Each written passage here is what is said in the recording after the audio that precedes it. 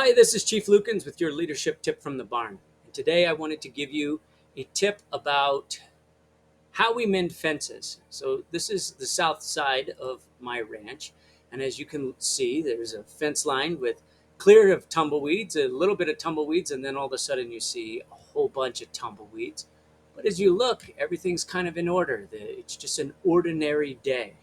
And on these days, we're tempted to take it easy.